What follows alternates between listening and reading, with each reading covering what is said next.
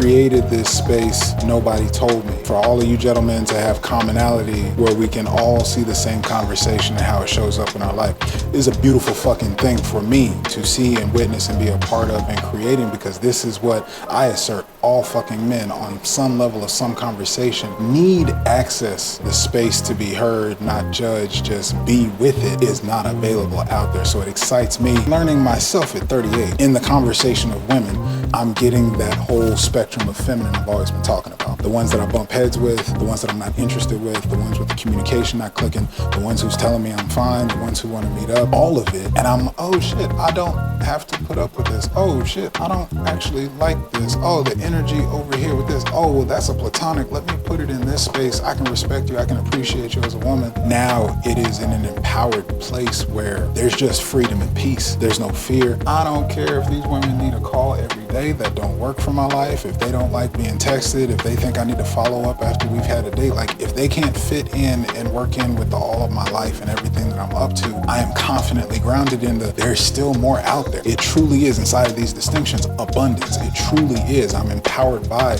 being grounded, knowing my taste, knowing there's abundance, looking at where I'm leading in my conversations, in my relationships, in my dating and whatever. And it's a completely different experience. And for me, I just feel the experience of actually knowing myself, I don't know, a redo, like all the things with no regrets, but now I'm taking it on and living it today like the first day of my fucking life. And it is the most freeing